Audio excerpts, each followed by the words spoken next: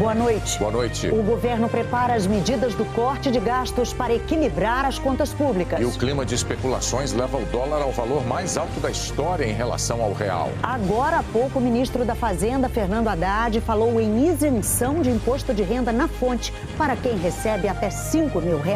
No inquérito do golpe, a Polícia Federal afirma que o ex-chefe da ABIN, Alexandre Ramagem, sugeriu tirar a autonomia de delegados. Em meio a uma crise na saúde, o secretário municipal de Goiânia é preso por suspeita de desvio de dinheiro público. O Supremo começa a julgar que responsabilidade as redes sociais têm sobre conteúdos que usuários publicam. Salvador tem um volume recorde de chuva com prejuízos e morte. Famílias libanesas e israelenses voltam para casa no cessar-fogo entre Israel e o Hezbollah.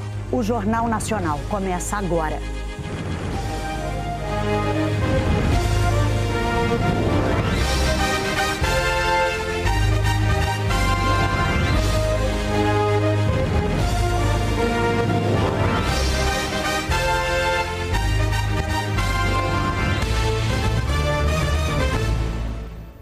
O inquérito que indiciou o ex-presidente Bolsonaro e mais 36 pessoas por tentativa de golpe de Estado concluiu que uma das intenções do grupo seria enfraquecer a atuação da Polícia Federal.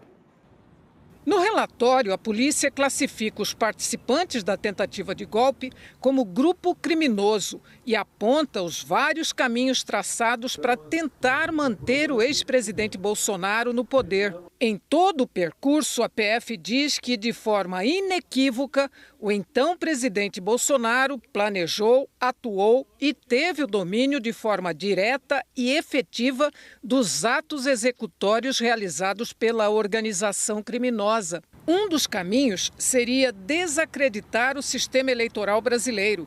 Para isso, segundo a PF, o grupo iria editar um instrumento com aparência de legalidade que permitisse os investigados, de forma coercitiva, acessar o Tribunal Superior Eleitoral. A partir daí, o objetivo seria provar que os estudos técnicos fraudulentos produzidos pelo IVL, Instituto do Voto Legal, que subsidiaram a representação eleitoral do Partido Liberal, estariam corretos.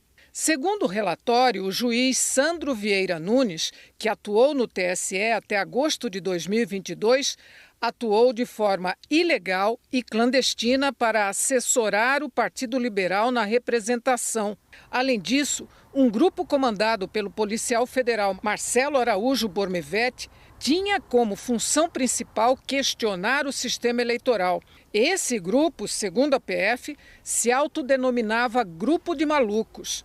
Eles também eram responsáveis por ataques a ministros do Supremo.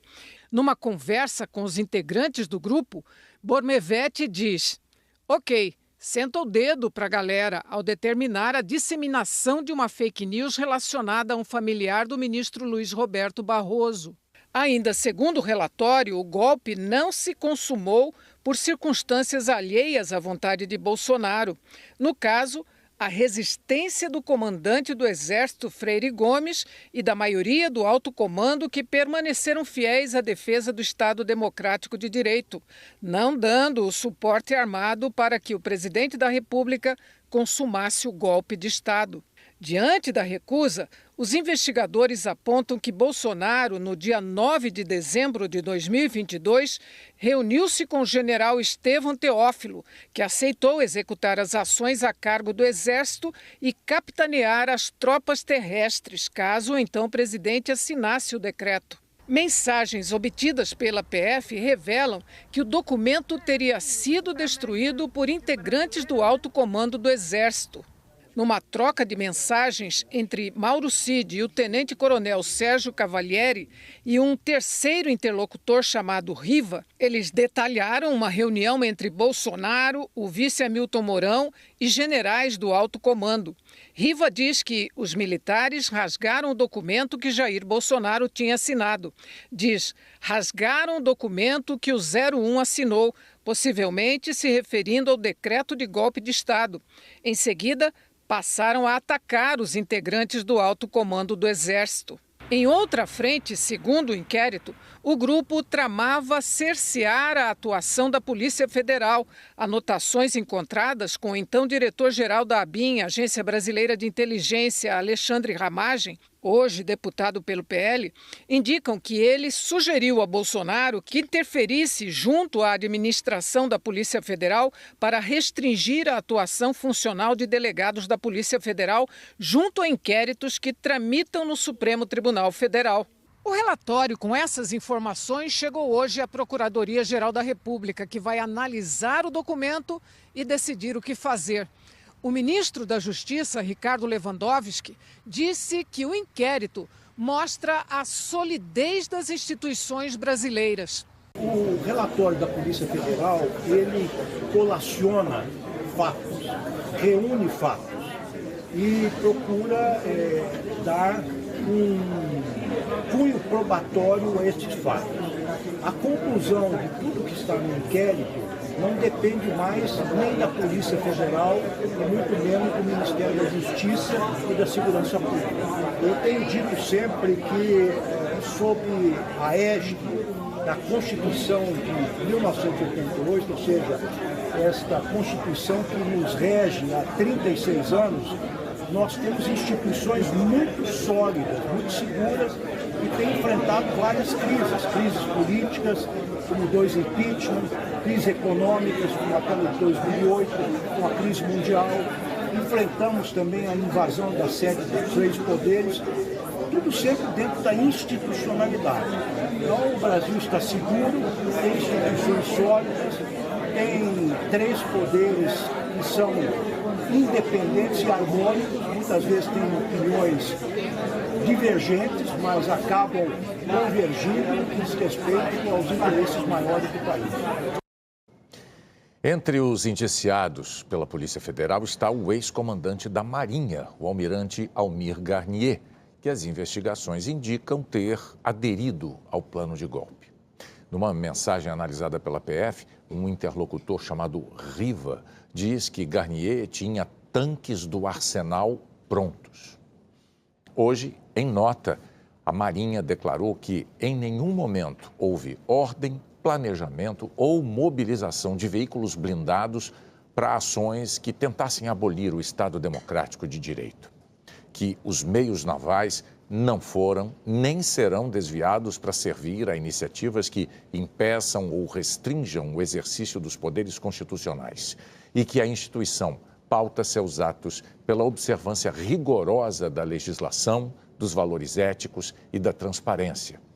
A nota reitera o compromisso da Marinha Brasileira com a verdade e a justiça.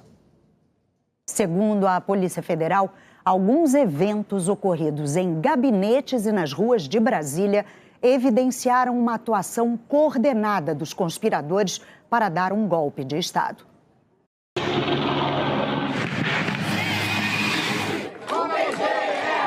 O marco dos movimentos é a chegada de pessoas de fora para iniciar a montagem do acampamento no Quartel-General do Exército, uma área de segurança nacional onde não se permitem manifestações.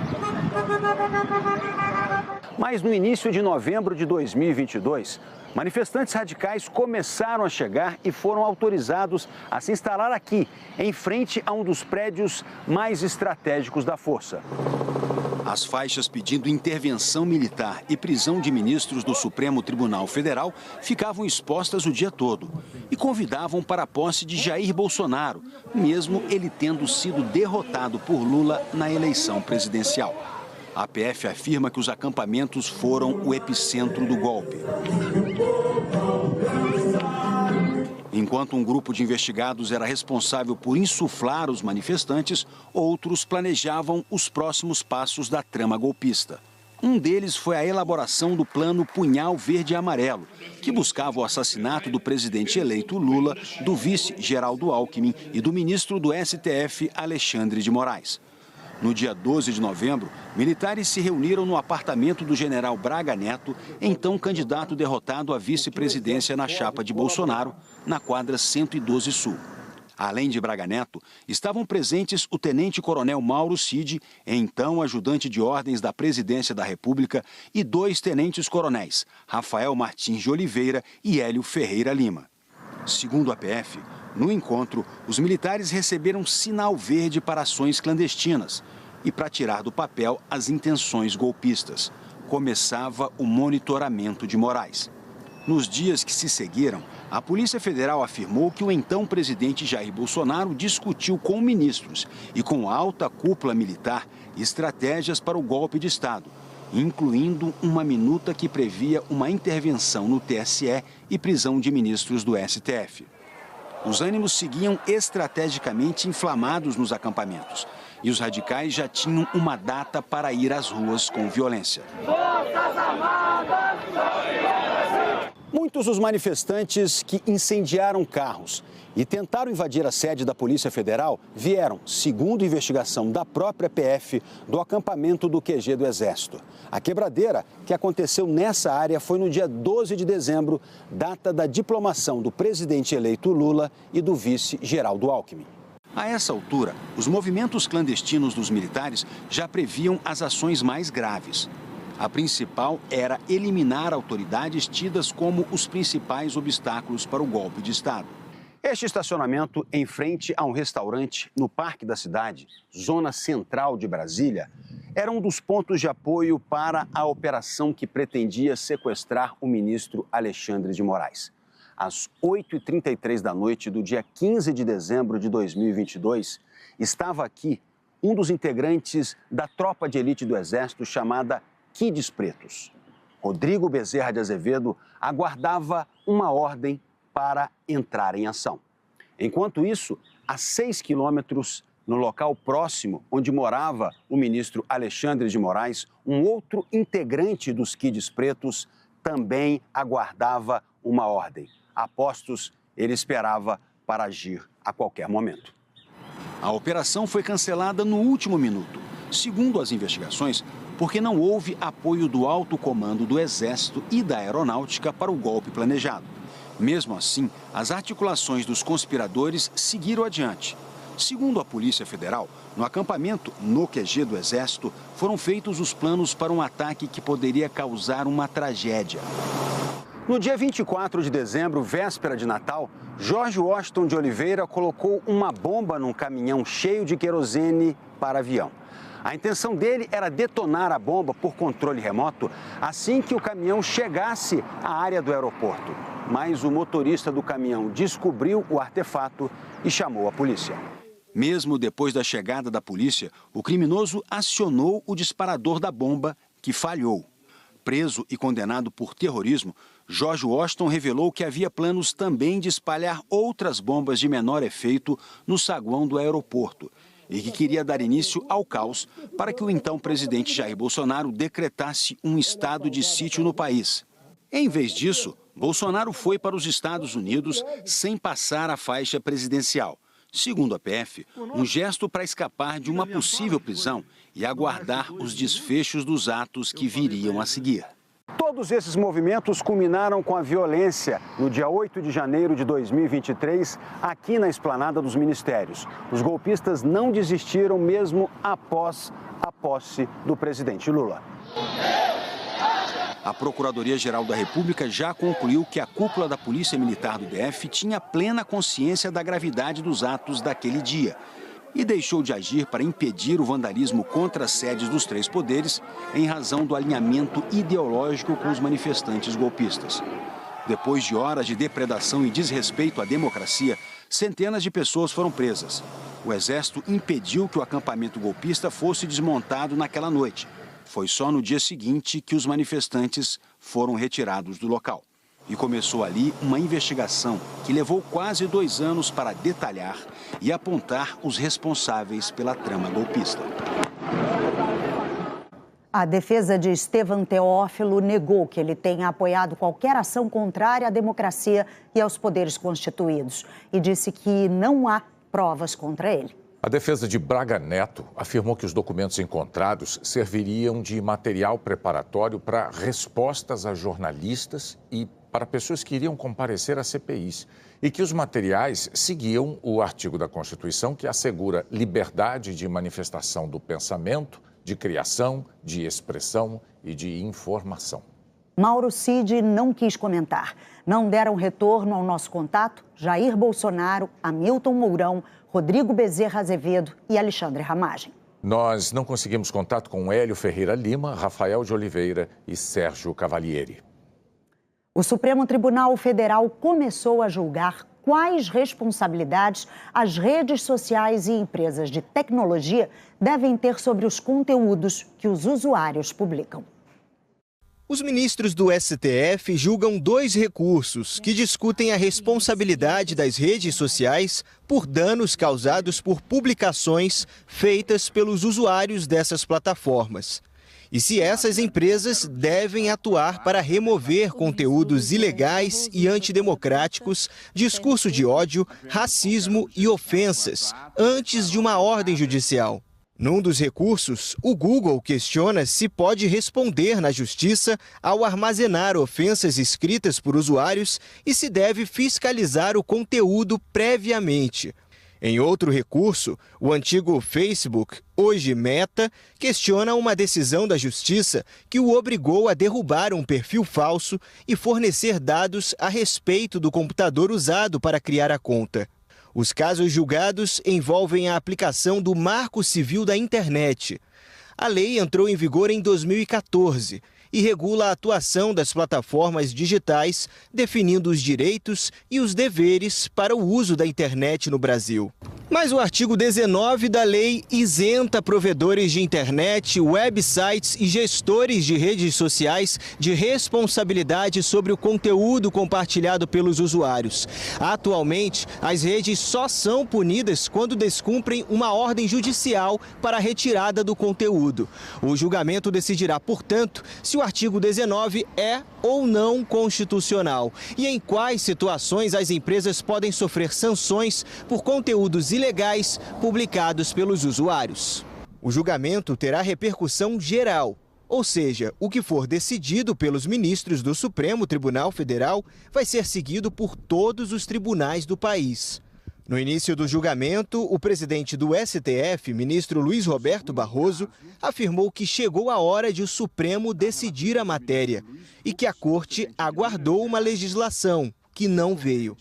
Uma discussão importante, o tribunal aguardou por um período bastante razoável a sobrevinda de legislação por parte do Poder Legislativo e não ocorrendo. Chegou a hora de decidirmos essa matéria. A regulamentação das plataformas digitais está em debate no Congresso Nacional desde 2020. Em 2022, o Senado aprovou um projeto para regulamentar as redes. A proposta foi enviada à Câmara, que no ano passado adiou a votação por falta de consenso entre os deputados. Em maio deste ano, o plenário aprovou um pedido para que o projeto fosse votado com urgência, mas até hoje isso não aconteceu. O debate sobre a responsabilidade das redes sociais acontece em outros países. Em fevereiro, a União Europeia aumentou o rigor sobre as plataformas digitais e provedores de internet. Independentemente do tamanho, elas agora têm que oferecer aos usuários mecanismos para denunciar conteúdos ilegais e também agir rapidamente para eliminá-los. Aqui no Brasil, especialistas afirmam que, da maneira como está hoje, as redes sociais servem para a massificação de mensagens com crimes de ódio, terrorismo, racismo e ataques às instituições democráticas, e que essas empresas não respondem pelos danos. Os ministros Luiz Fux e Dias Toffoli, relatores das 2 ações, apresentaram seus relatórios sobre o caso. Os posicionamentos dos ministros sobre o tema só serão conhecidos quando eles apresentarem os votos. Nós estamos aqui a discutir, sim, conteúdo falso e perfil falso e conteúdo ofensivo e ilegal.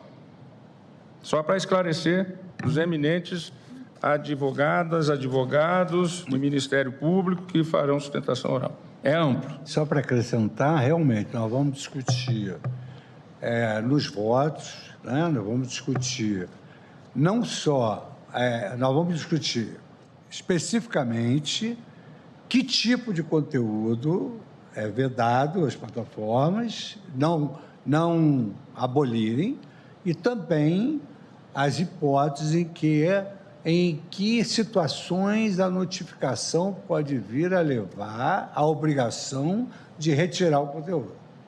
Então, é uma discussão bem completa, perfil falso, conteúdo e que hipóteses notificadas devem retirar o conteúdo.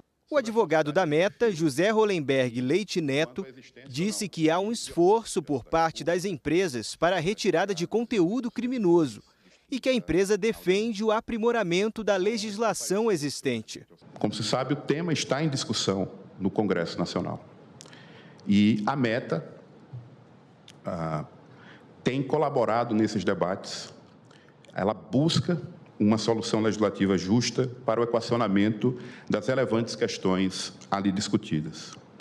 Mas a possibilidade de haver mudança legislativa e aprimoramento não importa dizer que o modelo brasileiro é, só por isso, inconstitucional. O advogado do Google, Eduardo Furtado de Mendonça, também defendeu o aperfeiçoamento do Marco Civil, mas não a responsabilização das plataformas. Não faria sentido responsabilizar uma plataforma por não haver removido um conteúdo cujo exame é polêmico, é sujeito a valorações subjetivas, que muitas vezes são objeto de divisão no próprio Poder Judiciário. A Associação Brasileira de Centros de Inclusão Digital foi um dos autores do Marco Civil da Internet. O advogado da associação, Daniel Dias, disse que usuários recorrem ao argumento de liberdade de expressão para cometer crimes e que hoje são as próprias plataformas que determinam o que removem ou não, seguindo regras determinadas por elas. Então a questão não é a supressão ou a remoção ou não desse conteúdo. A questão é se essa remoção vai ser feita tão somente e apenas com base nos termos de uso e compromisso, que são estipuladas unilateralmente pelas próprias plataformas. Então, não é que elas não querem e não removam, elas não querem é ter que remover, com base em regras estatais. A nós nos parece que essa influência de regras estatais, ela é, sim, positiva. O advogado da Confederação Israelita do Brasil argumentou que as redes hoje servem para a rápida propagação das mensagens de ódio. Excelências, não se trata de tornar ilegais discursos anteriormente ilícitos, mas da obrigação de se estabelecer regime de responsabilidade e conformidade para o gerenciamento de conteúdo nocivo, manifestamente ilegal, nos seguintes termos em que nós propormos como teses: ilícitos tipificados criminalmente, especialmente o racismo, terrorismo, instigação a suicídio, violência contra a mulher e ilícitos contra crianças e adolescentes, devem ser tratados e removidos em até 24 horas pelas plataformas que moderam os limites da liberdade de expressão. O julgamento será retomado amanhã com os votos dos relatores e dos demais ministros da Corte. Nós voltamos em meio minuto.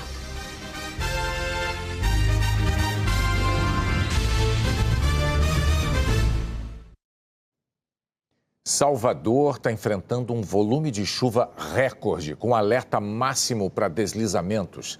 Uma pessoa morreu. Eram por volta de 9 da manhã quando moradores da comunidade Saramandaia registraram uma cena assustadora. Adriano dos Santos ficou com metade do corpo soterrado quando a terra desceu e atingiu a casa onde ele estava. Calma, amigo. Deus é contigo, amigo. Vai tirar você daí.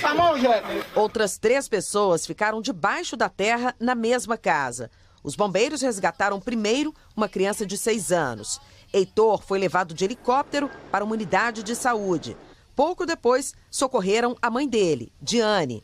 Agora são praticamente 3 horas da tarde, quase 6 horas de resgate e 2 pessoas ainda estão soterradas aqui nessa localidade. Um trabalho muito difícil dos bombeiros, porque essa é uma área bastante estreita e volta a chover forte aqui na capital baiana. Os bombeiros só conseguiram salvar o Adriano quase 7 horas depois do deslizamento.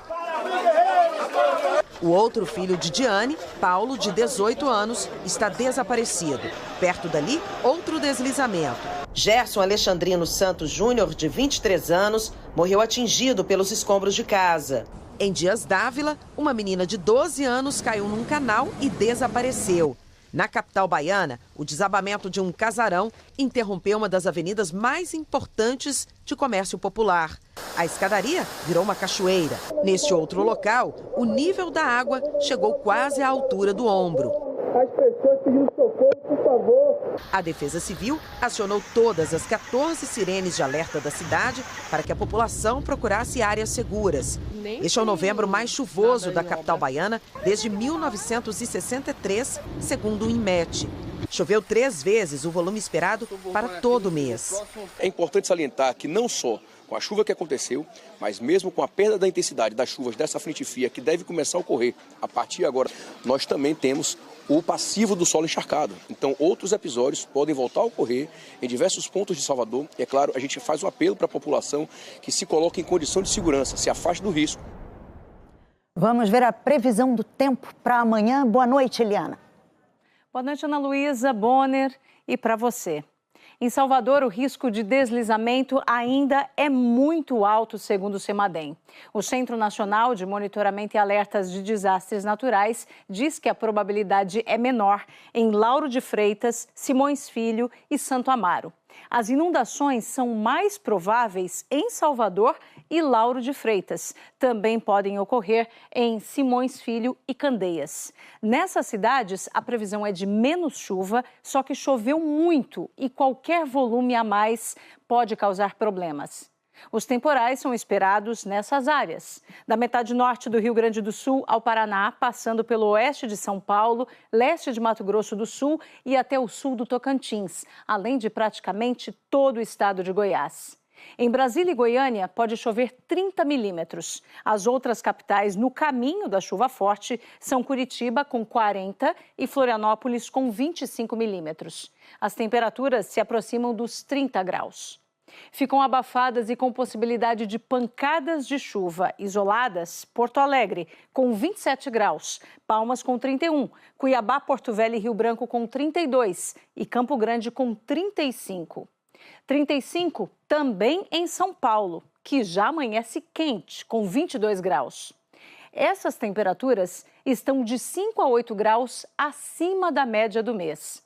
Com tanto calor, fica seco, com umidade de 25%. O ideal é de 60%. E entre o fim da tarde e a noite, uma frente fria se aproxima e aumenta a condição de chuva forte, inclusive com ventos. Chove mais fraco de Sergipe a Natal. O sol predomina do sul do Amapá ao Rio de Janeiro. Do Rio a Belo Horizonte, ar seco também, assim como do oeste de Pernambuco ao leste do Maranhão. Teresina e Belo Horizonte estão por aí, com calorão de 38 graus na capital do Piauí e de 29 na de Minas. Na cidade do Rio, mínima de 24, 5,5 graus acima do normal para novembro. À tarde, 39, quase 12 graus mais quente. Você que está no Rio, capriche na garrafinha de água. Amanhã, além de um dia muito quente, vai ser seco também.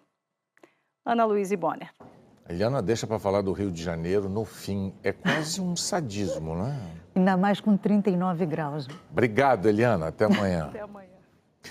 A Comissão de Constituição e Justiça da Câmara aprovou uma proposta de emenda à Constituição que proíbe o aborto no Brasil, mesmo naquelas situações já autorizadas em lei ou por decisão do Supremo Tribunal Federal.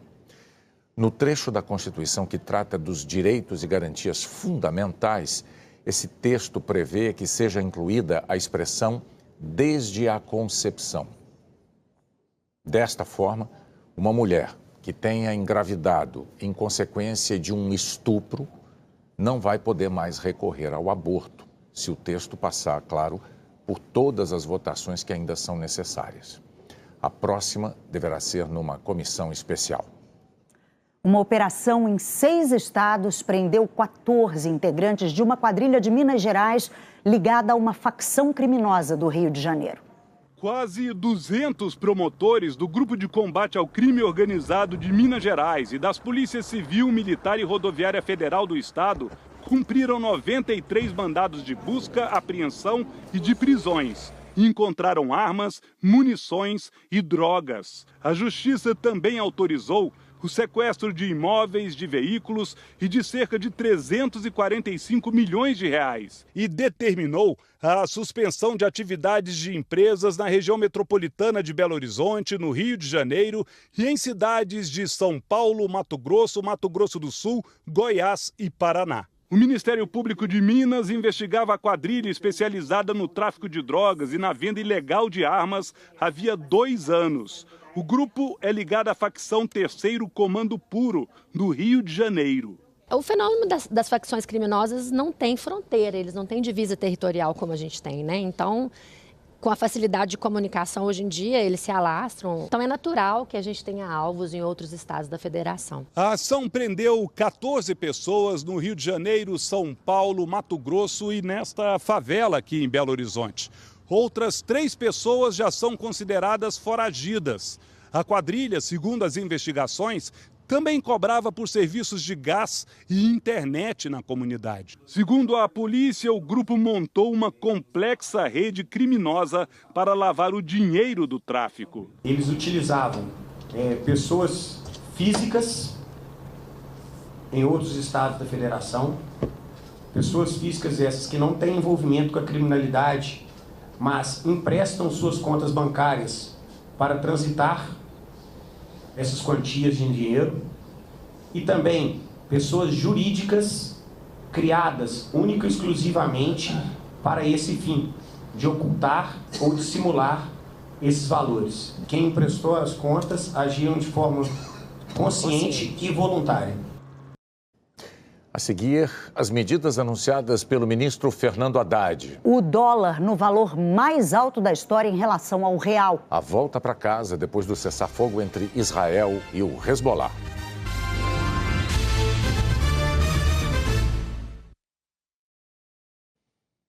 A economia brasileira encerrou outubro com mais de 132 mil empregos novos com carteira assinada, 29% a menos do que no mesmo mês do ano passado. De janeiro a outubro, foram criados 2.117.000 postos formais de trabalho. Uma operação do Ministério Público de Goiás prendeu o secretário de Saúde de Goiânia e 2 servidores por suspeita de corrupção. Os alvos da operação eram o secretário de Saúde, Wilson Polara, o secretário executivo da pasta, Quezé de Aires, e o diretor de Finanças, Bruno Viana. Os 3 estão presos temporariamente na casa do Albergado, em Goiânia. Segundo o MP, eles são suspeitos de associação criminosa, pagamentos irregulares em contratos e recebimento de propina.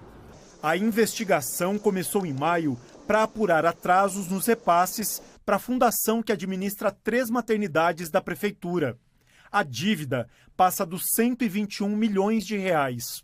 Com o acúmulo da dívida, percebemos que havia algo e há algo de muito complexo por trás dessa situação. De acordo com a investigação, Polara escolhia quem iria receber. Identificamos também pagamentos feitos de maneira irregular, podemos dizer clandestinamente, fora dos caixas oficiais, sem devida declaração na contabilidade pública. O prefeito de Goiânia nomeou novos servidores para a Secretaria da Saúde. Além dessa investigação sobre o dinheiro das maternidades, os promotores também têm outros 10 inquéritos que apuram o caos na saúde pública de Goiânia. Nos últimos dias, por causa da demora para conseguir uma vaga de UTI, 5 pessoas morreram. E os pacientes que precisam de tratamento domiciliar também vêm sofrendo. A Maria Ayla, de 1 aninho, morreu por falta de atendimento. A empresa que fornecia os equipamentos e os profissionais para o tratamento em casa suspendeu o serviço por falta de pagamento da prefeitura. Nós estamos, num primeiro momento, atuando para reverter essa situação, garantindo que os pagamentos sejam feitos, porque a nossa preocupação maior é garantir a saúde e a vida. Sobre a morte da Maria Ayla, a Prefeitura de Goiânia disse que está trabalhando para colocar o pagamento de todos os serviços em dia, inclusive os de tratamento em casa. A defesa de Wilson Polara declarou que não teve acesso aos autos. A de Quezé de Aires afirmou que ele está à disposição para prestar esclarecimentos. E nós não conseguimos contato com a defesa de Bruno Viana. O Superior Tribunal de Justiça e o Tribunal Superior do Trabalho restabeleceram o quinquênio, um bônus concedido a cada 5 anos de serviço. O pagamento é retroativo a 2006, quando foi extinto pelo TCU. O STJ e o TST afirmam que o teto constitucional de remuneração vai ser respeitado, mesmo com o retorno do pagamento do quinquênio. Um grupo de deputados está recolhendo assinaturas para uma proposta de emenda à Constituição alternativa ao pacote de corte de gastos do governo. A PEC do equilíbrio fiscal vai ser protocolada quando pelo menos 171 deputados assinarem o texto, articulado pelos deputados Pedro Paulo, do PSD, Kim Kataguiri, do União, e Júlio Lopes, do Progressistas. Entre outros pontos, os parlamentares propõem desvincular benefícios previdenciários e assistenciais, como benefício de prestação continuada do salário mínimo. Hoje, o valor do salário mínimo serve de referência para esses benefícios. De 2026 a 2031, eles passariam a ser corrigidos apenas pela inflação. Ainda nesse mesmo período, os gastos mínimos com saúde e educação também seriam corrigidos pela inflação e deixariam de ser vinculados ao tamanho das receitas. Hoje, a Constituição determina que os pisos são atrelados à arrecadação. Dessa forma, quanto maior a receita do governo, maior o volume de recursos destinados para essas áreas. O abono salarial seria mantido até 2031, apenas para quem ganha até 1 salário mínimo. Hoje é para quem ganha até 2. Também de 2026 a 2031, os gastos tributários do governo, como isenções e subsídios, seriam reduzidos em, no mínimo, 10%. A PEC propõe limitar o crescimento das emendas parlamentares a um percentual fixo das despesas discricionárias do governo, que não são obrigatórias, e prevê um limite para os supersalários. Os deputados dizem que a PEC é uma alternativa à proposta do governo, que tudo indica, segundo eles, que as medidas que serão anunciadas pela equipe econômica podem não atingir o objetivo de equilibrar as contas no médio e no longo prazos. O ideal para os deputados é que o governo acolha algumas das propostas da PEC. É preciso cortar gastos, conter o crescimento dos gastos obrigatórios que estão sufocando os gastos discricionários, o investimento público do Estado. Ninguém está propondo aqui um Estado mínimo, não, mas um Estado que tenha capacidade de fazer investimento em infraestrutura, em segurança, em saúde. É importante ressaltar é que tanto mais tempo nós venhamos a levar para implementar isso, mais graves serão as medidas necessárias para sanear o país. A questão do problema previdenciário brasileiro. Acho que a sociedade entende que há um envelhecimento da população, que há uma inversão da pirâmide etária e que essa inversão precisa ser tratada, precisa ser cuidada e precisa ser administrada. Hoje o ministro Haddad passou a tarde e o início da noite em reuniões aqui no Palácio do Planalto, discutindo o pacote do governo, com o presidente Lula, os presidentes da Câmara e do Senado, Arthur Lira e Rodrigo Pacheco, e líderes do Congresso. Haddad vai precisar do apoio dos parlamentares para tentar aprovar as medidas ainda neste ano. O ministro da Fazenda, Fernando Haddad, fez um pronunciamento em rede nacional de rádio e televisão agora há pouco sobre as medidas do governo de equilíbrio das contas públicas. Haddad anunciou a isenção de imposto de renda para quem ganha até R$5 mil. Segundo o ministro, outras medidas, como limitar o reajuste do salário mínimo e combater os supersalários do funcionalismo público, vão gerar uma economia de R$70 bilhões nos próximos 2 anos. Vamos aperfeiçoar os mecanismos de controle que foram desmontados no período anterior. Fraudes e distorções atrasam o atendimento a quem mais precisa. Para as aposentadorias militares, nós vamos promover mais igualdade, com a instituição de uma idade mínima para a reserva e a limitação de transferência de pensões, além de outros ajustes. São mudanças justas e necessárias. Para atender as famílias que mais precisam, o abono salarial será assegurado a quem ganha até R$ 2.640. Esse valor será corrigido pela inflação nos próximos anos e se tornará permanente quando corresponder a um salário mínimo e meio. As medidas também combatem privilégios incompatíveis com o princípio da igualdade. Vamos corrigir excessos e garantir que todos os agentes públicos estejam sujeitos ao teto constitucional. Além disso, 50% das emendas das comissões do Congresso passarão a ir obrigatoriamente para a saúde pública, reforçando o SUS. Combater a inflação, reduzir o custo da dívida pública e ter juros mais baixos é parte central do nosso olhar humanista sobre a economia. Anunciamos hoje também a maior reforma da renda de nossa história, honrando os compromissos assumidos pelo presidente Lula. Com a aprovação da reforma da renda, uma parte importante da classe média, que ganha até R$ 5.000 por mês, não pagará mais imposto de renda. A nova medida não trará impacto fiscal, ou seja, não aumentará os gastos do governo, porque quem tem renda superior a R$ 50.000 por mês pagará um pouco mais. Tudo sem excessos e respeitando padrões internacionais consagrados. Esses detalhes todos sobre as medidas vão ser divulgados amanhã. Hoje, especulações sobre esse pronunciamento que o ministro faria à noite e sobre as medidas que o governo vai detalhar amanhã fizeram a cotação do dólar atingir o maior valor da história em relação ao real, R$ 5,91. Desde janeiro, a moeda americana acumula uma alta de quase 22%. O principal índice da Bolsa Brasileira caiu 1,73%.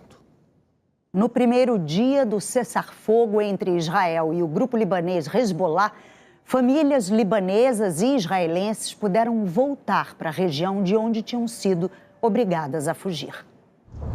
Amanhece no Líbano com o cessar-fogo em vigor. Depois de mais de 2 meses de intensos bombardeios, a região tem uma calma relativa. Dezenas de carros passavam pela estrada que liga o norte ao sul do país. Alguns, carregados de pertences, nitidamente voltavam para casa. Na beira das ruas, gente comemorava jogando arroz e aplaudindo o regresso dos vizinhos. Nenhum novo confronto foi relatado desde que o cessar-fogo começou. Mas o exército israelense disparou alguns tiros para tentar impedir que a população libanesa voltasse para áreas ainda não liberadas. A retirada israelense será gradual à medida em que as forças do governo libanês se mobilizem na região da fronteira em conjunto com os soldados de paz da ONU. O casal israelense ainda está com medo de voltar ao norte do país. Diz que primeiro precisa reconstruir a casa atingida por um foguete do Hezbollah. Os dois lados reivindicam o cessar-fogo como uma vitória. O primeiro-ministro israelense, Benjamin Netanyahu, falou dos sucessos que obteve. Um parlamentar do Hezbollah afirmou que Israel não atingiu os seus objetivos no Líbano com a invasão por terra. Países vizinhos manifestaram o apoio ao cessar-fogo.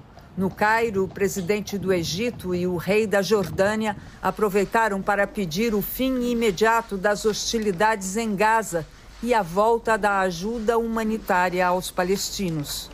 Essa Palestina diz que espera que os países ocidentais e árabes ajudem a estabelecer um cessar-fogo também em Gaza.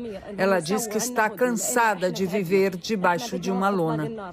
Famílias dos reféns israelenses, ainda em poder do Hamas, dizem que esperam que o cessar-fogo com o Hezbollah sirva de exemplo para que o Hamas e o governo israelense cheguem a um acordo que permita a volta de seus parentes. A seguir, a vitória do Botafogo sobre o Palmeiras pelo Brasileirão.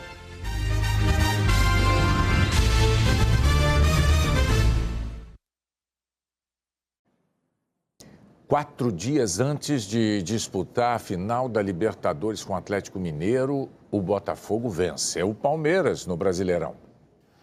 O campeonato é de pontos corridos. mas há jogos que mais se parecem com finais. Palmeiras e Botafogo entraram em campo em São Paulo com o mesmo número de pontos, faltando 3 rodadas para o fim do Brasileirão. O Botafogo saiu na frente, com um gol de Gregory. O Palmeiras teve chances de empatar. Só que aos 23 minutos do segundo tempo, Marcos Rocha foi expulso por ter acertado o rosto do atacante Igor Jesus. Logo em seguida, o Botafogo ampliou com o Savarino. E chegou ao terceiro com o Adrielson. No finzinho, Richard Rios diminuiu para o Palmeiras. Botafogo 3, Palmeiras 1. Cara, eu acho que é uma vitória de um time trabalhador, um time que vem buscando a vitória em todos os jogos. E hoje viemos aqui diante do nosso rival, que está na briga com nós, mas conseguimos uma vitória digna. Ainda tem 2 jogos, vamos a trabalhar para tentar ganhar e ver o que acontece. O Botafogo agora tem 73 pontos. Visita o Internacional na próxima rodada e depois recebe o São Paulo. Já o Palmeiras segue com 70. Ainda tem pela frente o Cruzeiro fora e o Fluminense em casa. Além deles, Inter e Fortaleza, com 65, ainda tem chances matemáticas de conquistar o título. Se na próxima rodada o Botafogo vencer o Inter e o Palmeiras não derrotar o Cruzeiro, o time do Rio vai garantir o título do Brasileirão de forma antecipada. O Atlético Mineiro também jogou ontem. Perdeu em casa para o Juventude por 3-2. O Galo estava com o time todo reserva porque não briga por mais nada no Brasileirão. E no sábado vai disputar a final da Libertadores, justamente contra o Botafogo. A delegação do Galo embarcou hoje em Belo Horizonte com o apoio da torcida. Já a do Botafogo nem voltou para o Rio, foi direto de São Paulo, onde derrotou o Palmeiras ontem. As delegações desembarcaram em Buenos Aires por este terminal reservado do Aeroporto Internacional de Ezeiza, sem contato com a imprensa ou com torcedores. Cada time ficará em um hotel e terá um centro de treinamento à disposição. Na sexta, os jogadores vão visitar o estádio do River Plate, que no sábado, às 5 da tarde, hora de Brasília, vai receber a grande final. O Jornal da Globo é depois de Avisa Lá que eu vou. Boa noite. Boa noite e até amanhã.